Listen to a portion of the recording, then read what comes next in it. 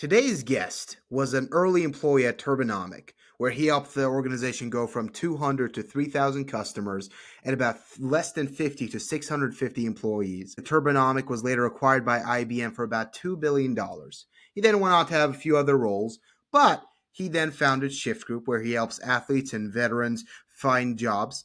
And he's grown that to about $1.5 million in ARR within the first year of the company. Now, I didn't just want to have him on because of the exits and the successes, but also his grandfather's a veteran. He was raised by a Hall of Fame hockey coach. He was a pro athlete or a college athlete for his during his youth when he was in his 20s. So I want to talk about how that shaped him, how the lessons he's learned there. So it's going to be an interview talking about his early years, his story, how he came to be, as well as some failures. So without further ado, JR, welcome to the Builders and Funders Show. Thank you very much, Burke. Excited to be here. You go on to, you're playing hockey growing up, and at some point, you go to become a college athlete. Tell me about how that happened, and how you kind of stopped playing hockey, and how that impacted you. Yeah, I mean, my hockey career is a product, by the way, of that mindset that I was taught by my dad and my grandfather and my mother too. By the way, like I don't, she gets the short end of the stick. She was also very old school. And what I mean by that, Burke, is like I was not a naturally gifted athlete. I was a better football and baseball player than I was a hockey player. But hockey was my game, obviously, because of my dad. I'm the oldest of three boys. I have two younger brothers that were both much more naturally gifted at hockey than I was. My middle brother played in the NHL and the Olympics. Very, very talented dude. A lot of that came to him naturally, but he worked his ass off too. But if you met me when I was 16 years old and somebody said like that kid's going to play Division I hockey someday, they would have laughed in your face because I was not that good.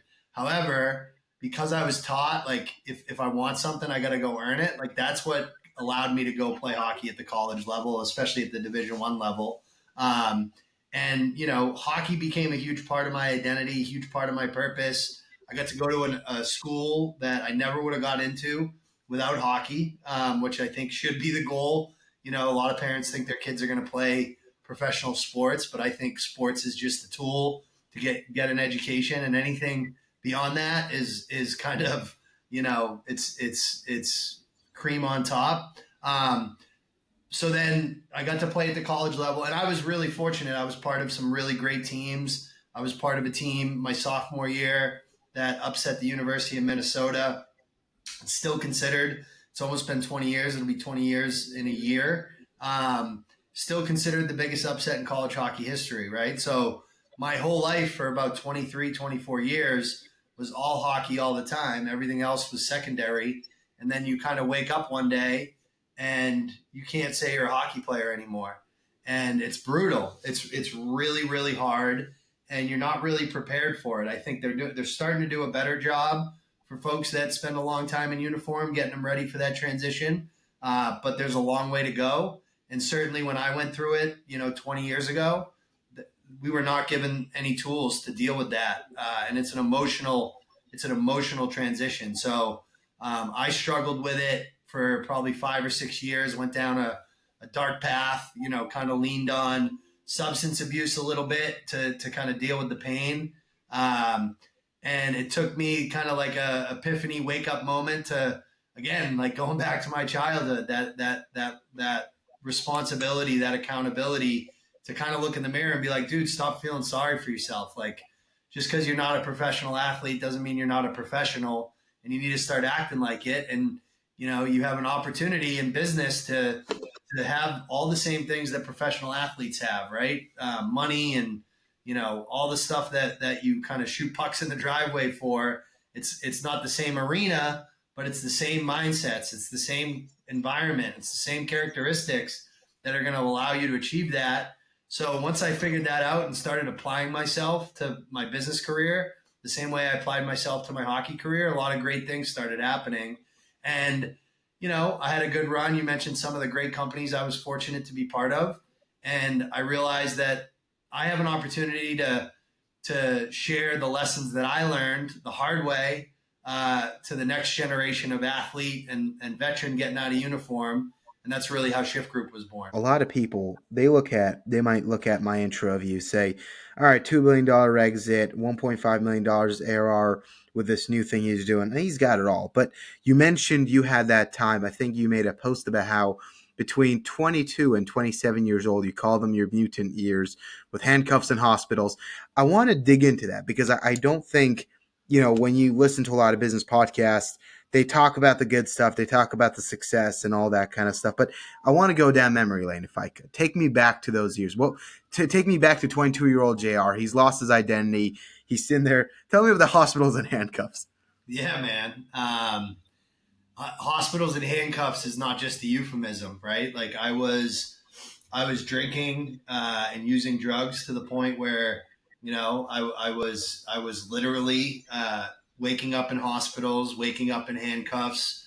Um, I was employed, but barely. I was kind of faking it till you making it, 9 to 5, and then living for the weekend. I think is the best way to describe those years. And my weekend wasn't Saturday night. My weekend was like kind of started Thursday at 4 p.m. And it was fun, but like not in a good way. Like the way I describe it, Burke, is I was living for pleasure, not for purpose, and there's a difference, right? So I got a lot of funny stories about that time period. They're funny now that I'm sober and almost 13 years sober, and I have had some business success, and I've got a family now, and I'm in a much better place emotionally and mentally. But looking back, there was some scary times. If anybody that's listening is familiar with Massachusetts, I was on a trip to Cape Cod, and I actually got kicked off of Cape Cod by a police officer.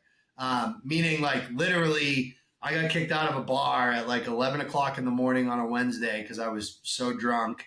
And then a state trooper was waiting for me and my buddy. And the guy said to me, he's like, listen, he's like, I'm not kicking you out of the bar. I'm not kicking you out of West Yarmouth, which is where we were. He's like, I'm asking you to never cross the Bourne Bridge again. And if you know Cape Cod, there's basically two bridges to get to Cape Cod. There's the Bourne Bridge and the Sagamore Bridge. And I was so drunk and so young and arrogant. I said, F you to the guy. And I told him, he goes, I'm asking you to never cross the Bourne Bridge again. And I told him, F you, I'll take the Sagamore. Basically being like, I'm still coming, dude. Thankfully, the guy like thought it was a very funny joke, because it is a very funny joke. And he ended up driving us home and like tucking us in and saying like, hey, I don't want to see you two guys for the next 12 hours, like sober up. But like that type of stuff happened to me all the time. Just getting into situations that I never should have been in, making decisions I never should have made. And it wasn't like, I'm sure it was funny to some of my buddies and stuff, but like the people that really cared about me were like, they knew that I wasn't in a good place, and I wasn't in a good place. And it really took a lot to get out of it. But, looking back now, I'm grateful for those years, because I wouldn't be where I am if I didn't suffer that way, if that makes any sense. It's like the when you study Stoicism, the one phrase comes up. You mentioned pleasure versus purpose. They say vice versus virtue, and seem like you. So like you mentioned, you have the epiphany. What was that epiphany? How do you like? Because from 2022 to 27, that's quite a bit of time. That's several years, and I'm sure like that kind of destroys that identity you had around. I'm a professional. I'm an athlete. I have a standard I hold myself to. Now that's been destroyed, and a lot of people, when they try and I guess get out of situations like that, they're like, "Who am I?" Like I've already messed up, and they remember those stories. How does one dig themselves out of a situation like? What was that like? Is it a buddy talking to you? Is it I don't know what happened? Well, it was a there's a saying about rock. If you've ever been around recovery or addiction, people talk about rock bottom, but anybody who's actually been through it will tell you like there's a lot of rock bottoms, right? And I had a lot of them, but I think actually the experience that saved my life was actually my younger brother. Uh, he signed an NHL contract, and he played in an NHL game. And part of the collective bargaining agreement for the National Hockey League is the team that signs a rookie player and puts a kid on the ice for their first NHL game, they have to fly the whole family up for the game. So my whole family, including myself, we got flown up to Ottawa, which is where my brother played his first game. And the experience of seeing my younger brother like really dialed in, really ready to go, really like being a professional, prepared for the game, dressed well, slept well, eating well, knowing exactly what he was walking into, being prepared to play in front of 30,000 people, making $1 million. That was my epiphany moment where I'm like, dude, I need to grow up. Like, this is my little brother. And, it sucks that I'm not going to play in the NHL, but like, who cares? Like, get over it, dude. Like, only like 8,000 people ever in the history of the world have played in the NHL. Like, you can't be that upset that you didn't get it. But all the work I had done, all the characteristics and mindsets that I had developed that did get me to a fairly high level in terms of Division One, like I had those inside of me. I was just kind of drinking and smoking and drugging those things down. I needed to like let those things out again. And it took me like another couple years after that to like really kind of get sober and really go all in. But that was kind of the starting process where I'm like, all right, I'm gonna be a professional. I'm gonna, I'm not gonna play in front of 30,000 people, but I can make $1 million a year. Like I can do that if I apply myself to business the same way my brother's applying himself to hockey. There's nothing that can stop me except for myself. So that's when I talk about that epiphany moment. It was really that weekend in Ottawa with my family that changed my life. And then if it's not too personal, because I'm curious, like you realize you've got that paradigm shift. You're like, I have to do this. I have to get better. And then you mentioned for a few years you go through that recovery. What was that like? And reason I'm asking is I realize like this is super personal, but I think there's a lot of people going to be listening, going through many different things, and I think when they hear this and they go, oh, so this guy who's making 1.5 million, he's done grown has come to that level in only 1 year, or has to the $2 billion exit. He's done this, he's done that. They're like, I don't know if I can ever reach that. That's like a unrealistic standard. He must have just had this epiphany and goes home, quits, like cleans everything up, and you know what? Let's go. Let's make a bunch of money. What did that actually entail? Well, a couple things, right? Like on the recovery side, and dude, don't apologize. Like I agree with you that people need to hear this because I would have loved to hear this when I was going through it. I think there's a tendency when you're young, and not even just when you're young, but when you're kind of like trying to figure out who you are, what's important to you, and what you need to do to accomplish it. You have this tendency, and this is where I was for a couple years. I call it like doing equations, Burke. So what I mean by that is like, okay, I needed to get my shit together, but like I also was kind of holding on to like, the 20s version of JR, right? Like it's fun to go out to the bar and day drink all day on a Sunday. It's fun to go out with your buddies on a thirsty Thursday and get trashed, right? So, but I was, obviously taking it a little too far. So I started to tell myself like, well, okay, like I'm going to go out tonight and I'm just going to drink beer. Like, that's it. That's all I'm going to do. Right. So I'm going to subtract the shots. I'm going to subtract the drugs, and I'm just going to have like 4 or 5 Bud Lights and just like go to bed early. And then I won't be that hungover tomorrow and I'll still be able to work. Now, for me, I did that once in a while, but for the most part, like I would hit 5 Bud Lights and I'd be like, let's have a shot, right? Like, let's do another shot. Like, let's call the guy. Like, let's do this. Let's do that, right? So I think like, it's the hardest part of being in the position I was in that a lot of people are in is like really doing the math. And the math is you plus substances equals problems. And it doesn't matter what you put in that like second box, right? Like it's hard to, because when you're in it, when I was in it anyway, I was 27 years old, right? My friends were doing well. We're still having fun. Everybody was single at that time. Nobody was married with kids yet, really. Only a few guys.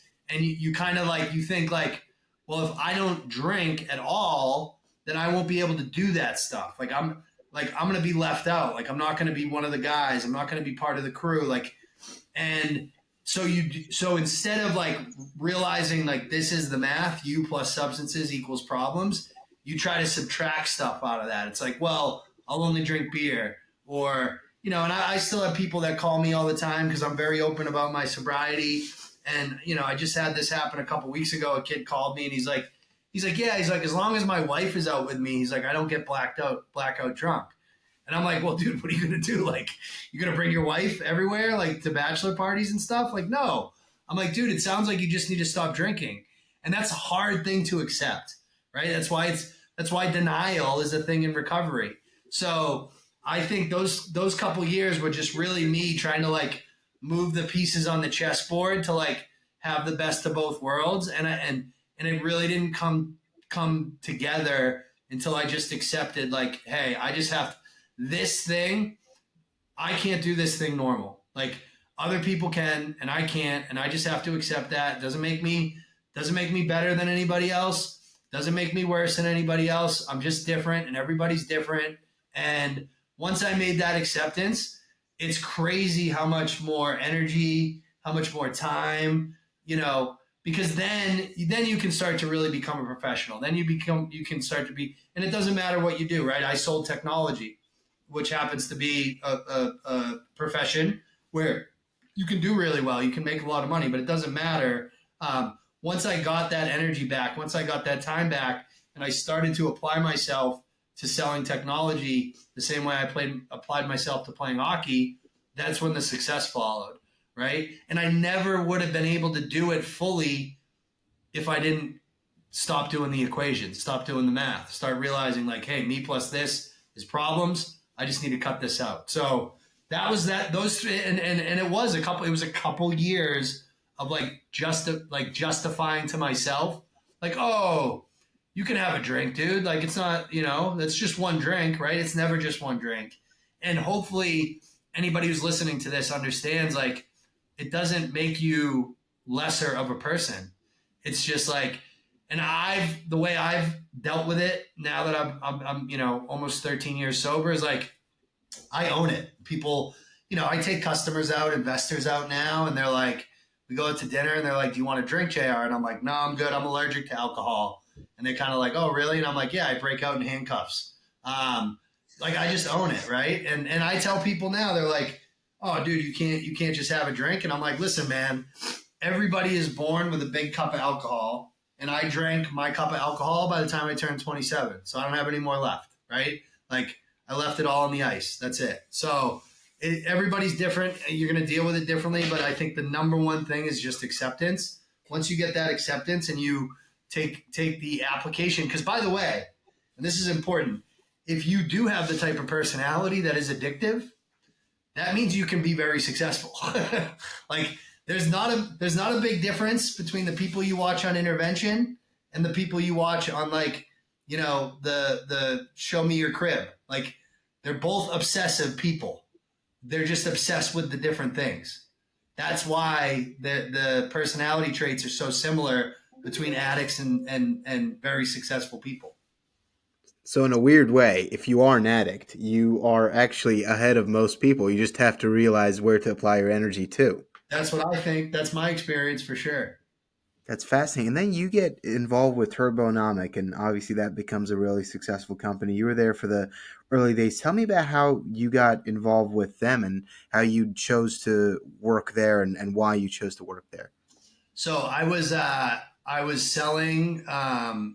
I spent a long time in like the infrastructure data center space, selling like this is before the cloud. Everybody, people used to have their own data centers.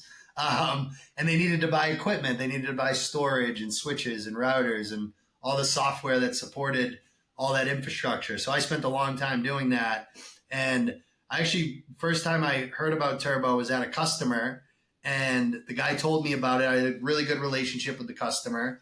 And at the time, my reseller, we sold EMC, VMware, and Cisco. My reseller was getting acquired in a normal kind of private equity roll up. So I was thinking about moving, and the guys showed me a demo of Turbo, and I happened to know the sales leader over at the company because he used to work at EMC, which is a product that I sold. So I reached out to him and I said, hey, I just saw a demo of your product. I'd love to have a conversation, see, what you guys are doing around. And they were small at the time. It was a really small company. They were just getting really going.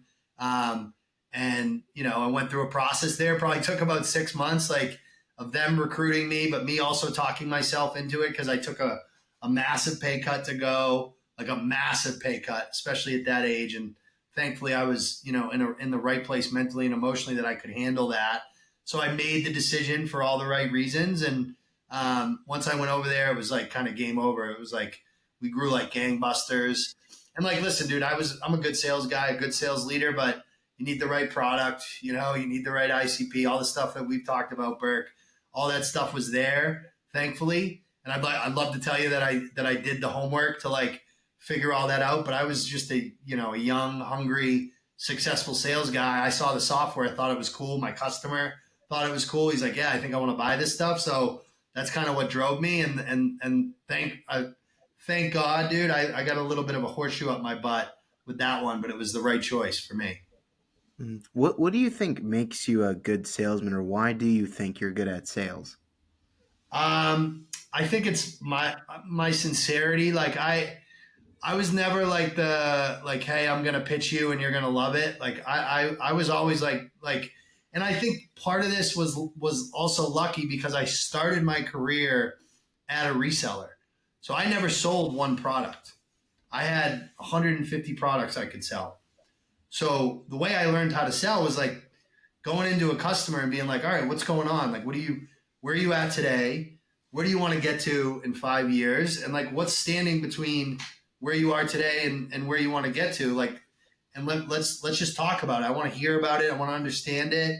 Um, and that really has served me really well. Now that that was 7 years of selling all those products. And then ever since then, I've only worked for a company that sold one product, but I've always approached customer conversations that way of like, hey, I really want to understand where you are today. Like I want to learn and I want to see if I can solve your problem. And if I can, then like we'll work together. If I can't, I'll tell you I can't. Like I'm not here to just sell you a product because I know that you're only going to buy a product from me if it's going to help you. I don't know if I can help you until I learn about you. So let's start there. I think that's why I'm a good sales guy. And what do you think allowed Turbo? You mentioned right product, right ICP matters a lot. And sometimes it's just about getting those reps in and you just keep trying stuff and at some point you get the right combination. But what do you think were some things you guys did that really allowed you to grow that fast and grow that big and at some point get acquired for $2 billion by IBM? What were some of those things you guys were doing? I think we went after a problem that was known, which was application performance and data center efficiency. Um, and those are two challenges that to this day every company will tell you that's a problem for us. Right now it's cloud efficiency, but it's the same idea. It's over allocation of resources, and we propose we proposed a way to solve that problem differently than they had ever thought of it before. Right? We went in with an opinion, and for context, what we sold against Burke was like every company in the world was out there. SolarWinds, Datadog. There's millions of them. There's a whole market called observability now. Back then it was called monitoring. And it was like, oh, we'll build you these beautiful dashboards and they'll tell you when you have bad performance and they'll tell you when you're inefficient and then you can go fix the problem. And we were like, it's kind of like I think there's like LifeLock. Why monitor a problem if you can't fix it? We fix those problems for you without like we had the dashboards and things, but our whole thing was like, what do you need a dashboard for? Like just fix the problem. Like let's not wait till it's broken or wait till it's efficient. Like let's fix it before. And I think that like that different view on a long-standing problem, I think that's what makes like a really great company and a really great product. Oh, so it's really like they say you can either make it cheaper, easier, or faster, a combination of them. You guys took the problem that everyone knew existed, you just made it easier and faster to solve, and that's how you found your main differentiator. And then from there it was just aggressive, pound the phone, talk to anyone you can, just aggressive sales. Aggressive sales and also like and this is something that will make people uncomfortable, but it's the truth. Like, you can't sell Easy Pass to toll collectors, right? I sold mostly to big organizations my whole career. Big organizations are like the government. There's a lot of people in the organization that like the way things are, that don't want to change things. Even if a problem is going to be better for the company, you can't expect someone at 100,000 person organization to make a decision that isn't going to be selfish. So you have to get to the person in the organization, and this is uncomfortable, but you have to get to the person in the organization that's going to make the best decision for the organization. That means sometimes you got to go over people's head when they say no, right? Like, sometimes people say, well, I called him and he said no, and it's like, well, is he the person? Is he the toll collector, or does he own the tolls? Because there's a difference, right? And it's like when you drive down the highway. If I was selling Easy Pass and I told the toll collector, like, hey, I have this thing you can put right on the windshield, and we can just drive right through here, and then we don't have to give you money. You don't have to sit out here in the cold and collect our coins, and I can get into the city just fine. What do you think that guy's going to say? He's going to be like, well, what the hell am I going to do for a job? Right? So you cannot sell Easy Pass to toll collectors. And that's why we were so successful, is we didn't waste our time on toll collectors. We went to the folks that own the tolls. And that's uncomfortable for a lot of people now more than ever, I think. So, like, the big lesson there is understand who you should be pitching to in the first place. And I had that same problem. I decided that I was going to do a market research agency of all things, and I had this all thesis around how it was going to be different. But I was trying to sell it to a lot of the people I was approaching were like, I don't need what are you talking about right now? So, like, how do you like, in hindsight, you were like, okay, well, you should probably sell to the owners of the tolls. Why are you going to the toll collector? But how do you actually know who you're supposed to sell to? I think you have to be able to answer the question, who owns the budget for this problem, but who can create the budget for this problem. And there's a difference. And usually budget creation happens in the boardroom or the C-suite. So I think that's the answer to the question, is like, and by the way, like, it's delusional. And I think some people are delusional. It's delusional to think that every problem is a conversation in the boardroom, but you can guarantee that every problem that's worth solving, at some version of that, is in the boardroom. Somebody is talking about the third or fourth order effects of that problem. So that's the problem that you want to tie yourself to, right? You get relegated to who you sound like. So if I tell you, oh, like, I can reduce the number of alerts on your dashboard, who are you gonna spend time with? Operations. Operations can't create budget, right? If I can go and tell the board, like, hey, I can help you reduce your capital spend in your data center by 8 figures next year. And oh, by the way, a fourth order effect of that is you're going to have less alerts.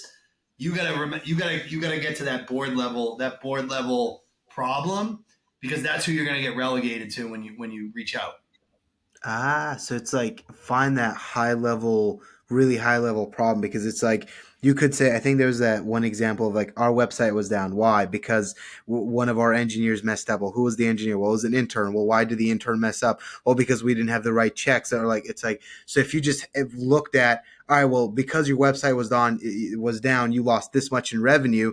We can Yeah. prevent you losing this much in revenue. You could automatically sell the training or the checking for their code base, and it'd be like, then you can actually go talk to the person who can make the decision, right? It's like You that's got the it. fundamental lesson there.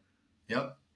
And then I think you were talking about a mistake you made, because like we're talking about this stuff and we're talking about the eggs and how you guys were successful in sales, but obviously again that's never smooth sailing. So tell me about the lesson you learned to not BS customers and can have like really uphold integrity in that sense. Yeah, because I told you the secret to my success was in sales was sincerity. It was a early in my career, probably 2 years in. I had found out about a big data center refresh at a huge law firm, huge, one of the biggest law firms in the world. And I used some personal relationships to get in the room with the chief information officer and his whole team. We're having a great meeting, and one of the guys on his team asked me a question about a product that we had in our proposal. and I had no idea what the product did, like whatever. And it was honestly like it was like 2% of the total proposal. It didn't really matter. Um, and I wanted to move on in the meeting because I wanted to get to the meaty stuff. So he asked me the question about the product, and I didn't know the answer. And instead of saying like, "Listen, I don't know," like I'll get back to you, I said I made up some bullshit. I was like X, Y, and Z, and whatever. And then I kind of moved on. I called on the next guy in the meeting, and we were walking out of the meeting, and I was already counting, Burke. I was already counting my commission check. I'm like, I can pay off my college loans. I can get rid of my shitbox Buick and buy a new car. This is gonna be awesome, right? And the guy I was in the meeting with was our CTO at the time. He was really like a super sales engineer. And I said, man, that was an awesome meeting. Like, that's going to be a great deal, great customer. And he laughed in my face. And I was like, what? He's like, dude, they're never going to call us back. And I'm like, why? He's like, cuz dude, you've lied to his face and bullshitted him on, that product that he asked you about. And I'm like, dude, who cares? That's like 1% of the thing. He's like, no, trust me. And dude, he was right on. Like, they went completely ghosted me, went completely dark. Our proposal was cheaper. Like, we were a better fit for the solution they needed to buy than our competitor. Everything was right except that one like lower level guy, I bullshitted him. I probably cost myself legitimately, personally, like over $500,000, and I was not making a lot of money. It would have been a life changing commission check for me, and I just in 30 seconds. And I said, after that happened, I said, I'm never, ever, ever going to lie to a customer again. Like, if I don't know the answer, or if the answer isn't what they want to hear, I'm still going to shoot them straight. And that's how it's going to be. And I never made that mistake again. It was a huge life lesson for me. They say honesty is the best policy, but it really comes in handy in these types of scenarios where, especially if people are paying attention and they know that you're misrepresenting facts or you're not being honest with them. It really is better to just say, "I'm not entirely sure. Let me get back to you." That would have saved you $500,000 now. So much money, dude. Yeah. It's the best advice that you can take from anybody is honesty. Honesty always, 100%. Fascinating. And then, you have the exit there. IBM acquires it for $2 billion. Then you mentioned how you had come to think about Shift Group and how you want to build. You're thinking, well, I lost my identity, my purpose, who I was. I don't want others to necessarily go through what I went through. So I'm going to build this thing where I'm going to help athletes and veterans transition. Now, high level idea, great. But how do you actually build that? Because that's a two-way marketplace. Obviously, you've got to find the athletes and the veterans, and then you also have to find the jobs for them and the companies. So like you've got your chicken and egg problem. How do you actually then execute that? How do you take that from 0 to 1? Um, Picking up the phone, brother. When I first thought of the idea, I was like, well, first I need to figure out if these athletes and veterans will take my help, right? So what I did was I did a job post on Indeed. I had posted sales jobs before, so I took an old job description, posted it on Indeed, and people started applying. And I would pick up the phone and call them, and I would say, hey, listen, like you applied for this job. I'm actually not hiring, but I have a network of people that I know are hiring right now. And if you'll work with me, I'll help you get a job. And 90% of them were like, dude, lose my number. Who are you? I just want a job, right? But 10% were like, okay. So I would do Zoom calls with them. I would jump on. I'd go through their resume. I'd tell them about sales. I'd tell them about what the role looked like. I'd walk them through some skills like cold calling, cold emails, discovery. Then once I felt like these folks were ready, then I picked up the phone. I looked on my LinkedIn. I was like, all right, who in my network is hiring salespeople right now? And I called them and I was like, hey, Kevin, this was literally the first call. I said, Kevin, he was a CEO of a company, used to work for me as a sales rep. And I said, hey, I saw you're hiring a couple sales reps. I go, I got a bunch of athletes and veterans that I've been working with that I trained. If I introduce them to your HR team, will you pay me like a recruiter?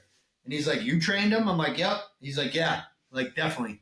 And I was like, okay. So he introduced me to HR. I did a call with them. They were like, send me a service agreement. I was like, okay. We like hung up and I'm like literally Googling. I'm like, what is a service agreement? Right. I took like a service agreement template off like Rocket Lawyer. I like made up a fake logo. And at this point, we didn't even have a name of a company. And I introduced these candidates. Four of them got hired in like the first week. I made like 32 grand. And I was like, holy shit, like this could be a business. So that's how it started, dude. Literally just picking up the phone. I love what you do there, and I want to emphasize that lesson. You broke it down to its basics. What do I need? I need candidates, and I need people who are hiring. Okay, let me go find the candidates, do a job post. Like 10% of them, 5% of them, whatever, agree to get coached by you. Coach them, go find the people hiring. Again, do the same thing. I want to emphasize that because you literally did the MVP. No website, nothing, not even a name or a logo. Just boom, boom, MVP. You pick up the phone, do the most basic level. You don't need a product. You don't need code. You don't need a marketplace. Just do it in the simplest way possible. And once you make that 30 grand in 1 week, you're like, all right, we're validated. Now let's go. Yeah. Find a problem that somebody will pay you to solve. Solve it, let them pay you, and then build it so you can scale solving that problem. Really good advice, Burke. Really And good. then how do you go from that? You're making now you've made 30 grand. You've gotten your first guy hired. How do you then grow that to 1.5 million? I believe you in our first call you mentioned partnerships came in real handy. How did you figure out those partnerships? How do you structure them? How did you actually convince them to say, "All right, man, we're gonna do this and we're gonna go hard at it"? So initially, because I was a sales leader for so long, I had worked with recruiters. Like I knew what recruiters did. So I called a bunch of recruiters in my network that I had hired sales reps from, and we were doing entry level sales, right? Like these were recruiters I would use to hire like enterprise reps for like 350 grand or, directors or VPs or whatever. And I called them up and I said, hey, like, what are you doing if a customer asks you like if you have BDRs, which are like $50,000, $60,000 base salary jobs? What do you tell them? And they're like, I tell them like post on Indeed, post on LinkedIn. Like I don't do that. I'm not like it's not worth a recruiter's time for that small of a fee. So I said, okay, I'll tell you what. If you next time a customer says that to you, call me. I'll pay you like 2 or 3 grand if I end up filling the role, but let me fill the role. And that's how that in my network kind of is where my first like 20 or so paying customers came from. It was a combination of like me calling people I knew on the direct to hire side, and then me calling recruiters and kind of partnering with them. Um, on the scale side, right? Like that's when I started going out to college coaches, college athletic directors, players associations, veteran organizations. Like Indeed is great, LinkedIn is great, but you really need like referrals and momentum. You need somebody that these people trust, telling them like, hey, I know this guy. He's going to help you get a job. So what happened was we went from, these onesie twosies to like 50, 60, 70 athletes and veterans signing up every month to work with us. I knew that I couldn't train 60 or 70 people a month. We wouldn't have been able to build the business. So I hired two people. I trained them on how to train the kids. I spent my time on the customer side. I couldn't do that to scale. So I hired a salesperson to do that. And then I focused on like, all right, how can I build a program where we can serve, more and more athletes and veterans and more companies every single month. And that's kind of, you talked about 1.5 million. For 2 years, we did over $1 million as just your standard recruiting agency, just sending resumes. And then we built this platform in 2023. We launched it in 2024 and started selling a subscription to it. And now, Burke, we get 600 to 800 athletes and veterans a month that go through our program, and we're servicing 400 to 500 companies every month that are hiring from us. And we would not be able to do that if we didn't build the tech, but the services business funded the platform. And I think that's a really important lesson. Like we've never really spent more money than we've made because we've never been able to. Like that's just not been an option for us. I think I want to really emphasize what you said there, because a lot of people, when they go to build a company, they think product first, and so before they're making any money, they want to go build out their tech and platform. But I think that's worth repeating. 2 years, you guys don't really have platform, no tech, just doing whatever it takes to make money, which is the job of a business. Profit is how it stays alive. So if you can't make profit, you can't survive, you can't pay your people. But then as soon as you start thinking, all right, we're at a scale where we can afford to go hire some tech people, that's when you make that leap. And I think there's a big lesson for anyone listening. Forget the platform, do the service thing, and go make money. Go earn the bloodstream of, go do the thing that's going to pump blood into your company, essentially. Correct. Exactly right. Fascinating. The last thing I want to ask you about, JR, is you mentioned nobody cares, work harder. The excellent quote from Cameron Haynes, I think. I think you also posted something on LinkedIn about how pressure is a privilege. I've picked up these little quotes from you that I think are excellent. They're mottos to live by. What are some other principles or quotes that you keep reminding yourself of that keep you going, especially in the day to day grind of things? What keeps you, what reminds you of that mindset? Yeah, I think the biggest like quote, saying, whatever, that is the reason my company exists is, my dad was a high school hockey coach for 28 years, 38 years really, because he coached junior hockey for another 10. He just retired. Um, my dad did not coach hockey for the money. Like, trust me, I've seen the checks. He was making a lot more money selling used auto parts and eventually doing mortgages. He did it because he wanted to give back to the next generation. And he taught me at a really young age that, like, listen, the way this whole thing works is, first you learn, then you earn, then you return, right? So, like, I'm still in my earn phase. I got a 19-month old. I got another kid on the way. I want to build a great life for my family, but it's really, really important to me now, with what I've been through and where I came from, and um, you know, knowing that there's so many folks out there like me that have what it takes to be successful, but they don't have who it takes in their life to be successful. It's really important for me that we are there for them. So I think learn, earn, and return, I think, is like, if I need to choose something that's on my grave, that would be one. The other one is, I actually have a tattooed, believe it or not, I have a tattooed on my rib cage, and what it says on my rib cage is, "How you do anything is how you do everything." And I am like the embodiment of that quote, in the sense that, like, I don't have like a dimmer. It's like on or off. Like, I'm either all in or I'm out, right? Like, full stop.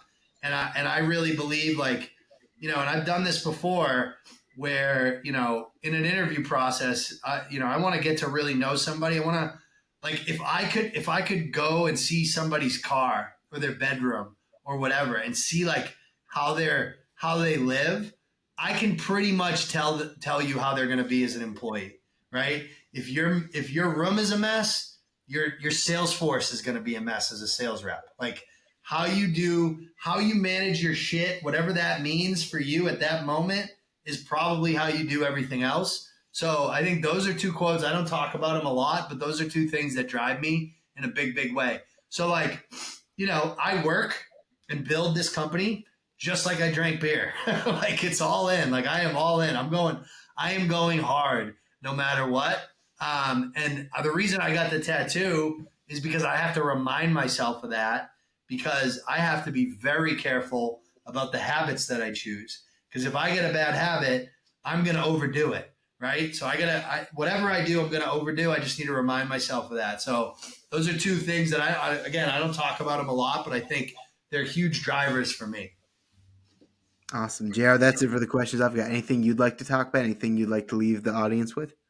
No, no. I would say, anyone who's listening, who's an athlete or a veteran, obviously our services are free. We'd love to help you. Any company that wants, accountable, coachable, team first, growth minded individuals, that's all we have here at Shift Group. definitely hit us up. Find me on LinkedIn. We'd love to partner.